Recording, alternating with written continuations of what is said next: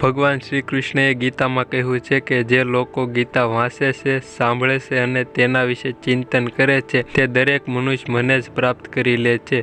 માટે ગીતા દરેક મનુષ્ય માટે ભગવદ પ્રાપ્ત કરવાનો માર્ગ છે. કેવા માર્ગે ભગવદ પ્રાપ્ત થાય છે તે મનુષ્યની પોતાની ગતિ પર નિર્ભર છે. ગીતાજીને લીધે સિદ્ધિ નિશ્ચિત છે, પરંતુ જો મનુષ્ય દિવસ દરમિયાન જપ કરે, ચિંતન કરે, મનન કરે, ભગવાનને હૃદયથી ભાવપૂર્વક સમય ફાળવે તો મનુષ્યની ભગવત પ્રાપ્તિ સિદ્ધિ તેની પોતાની ગતિ પર આધારિત છે. જેમ કે જો આપણે મુંબઈથી દિલ્હી જવાનું હોય તો બધા ચોક્કસ પહોંચી જઈશું, પરંતુ કેટલાક લોકો કાર દ્વારા, કેટલાક લોકો એરોપ્લેન દ્વારા, કેટલાક લોકો સાયકલ દ્વારા તો કેટલાક લોકો બાઇક પર જશે. કેટલો સમય પહોંચતા લાગશે તે આપણે પસંદ કરેલા વાહન પર ગતિ નિર્ભર કરશે.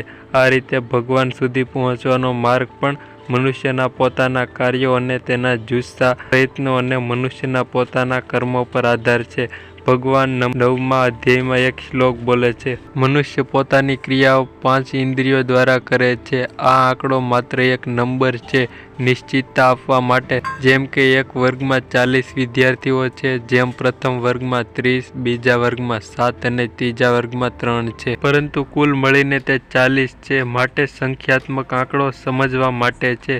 ભગવાનની પ્રાપ્તિ મનુષ્યના પોતાના પ્રયત્નો અને કર્મો પર નિર્ભર છે. જો મનુષ્ય આ માર્ગને અનુસરે તો નિશ્ચિત છે કે મનુષ્યની આ બધી ક્રિયાઓ 5 ઇન્દ્રિયો દ્વારા કરવામાં આવે છે: જ્ઞાનેન્દ્રિય, કર્મેન્દ્રિય વગેરે. જ્ઞાનેન્દ્રિયના 5 પ્રકારોમાં પહેલું જ્ઞાનેન્દ્રિય છે ક્ષોત્રમ. હરણ એટલી ઝડપથી દોડે છે કે ચિત્તા જેવું ઝડપી દોડતું પ્રાણી પણ તેને 20 વખત પ્રયત્ન કરે ત્યારે પકડી શકે છે.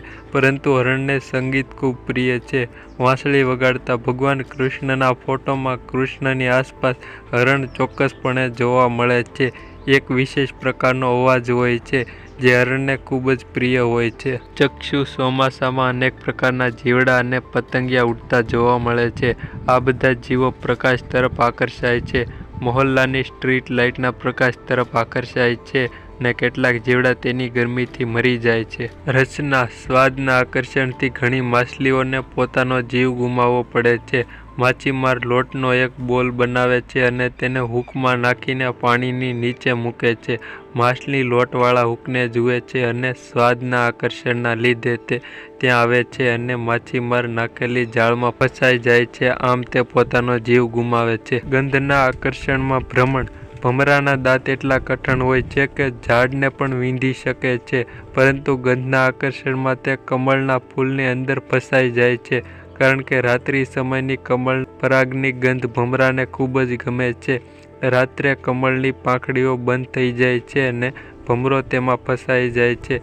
ભમરો ઈચ્છે છે તો વીંધીને બહાર આવી શકે છે, પરંતુ તેને કમળના પરાગની ગંધ એટલી બધી ગમતી હોય કે તે અંદર જ પુરાયેલો રહે છે. જ્યારે હાથીઓનું ટોળું આવે છે ત્યારે પોતાના પગ નીચે કમળને કચડી નાખે છે, જેના કારણે તે મૃત્યુ પામે છે. આમ સંગીતના આકર્ષણમાં હરણ, રૂપના આકર્ષણમાં પતંગ, સ્વાદના આકર્ષણમાં માછલી, સ્પર્શના આકર્ષણમાં હાથી અને ગંધના આકર્ષણમાં ભમરો પોતાનો જીવ ગુમાવે છે. મનુષ્યને જોવું, સાંભળવું, સૂંઘવું, સ્વાદ અને સ્પર્શ બધી જ ઇન્દ્રિયો પસંદ હોય છે. પ્રાણીઓ તો કેવળ એક ઇન્દ્રિયના આકર્ષણને કારણે પોતાનો જીવ ગુમાવે છે. ત્યારે આપણે મનુષ્યનો 5 ઇન્દ્રિયોના આકર્ષણથી બંધાયેલો હોઈએ છીએ. તેથી જ મનુષ્ય વારંવાર જન્મ લે છે અને મૃત્યુ પામે છે. તો મિત્રો, આજે આપણે આ વિડીયોમાં જોયું કે ભગવત પ્રાપ્તિનો શ્રેષ્ઠ માર્ગ જ્ઞાન અને ભક્તિ. તો આ વિડીયો તમને કેવો લાગ્યો તે કોમેન્ટ કરીને જરૂર જણાવી દેજો, અને અમારી ચેનલ પર નવા અને પહેલી વાર હો તો ચેનલને પણ સબસ્ક્રાઈબ કરી દેજો અને નોટિફિકેશનને ઓન કરી દેજો, જેથી આવો અમારો કોઈ પણ માહિતીપ્રદ કે વિડીયો નવો આવે તો તમને સૌથી પહેલા મળતો રહે. તો મળીશું મિત્રો કોઈ નવા ઇન્ટરેસ્ટિંગ ટોપિક, વ્લોગ વિડીયો કે કોમેડી વિડીયો સાથે. ત્યાં સુધી બધાને બાય બાય અને થેન્ક્સ ફોર વોચિંગ.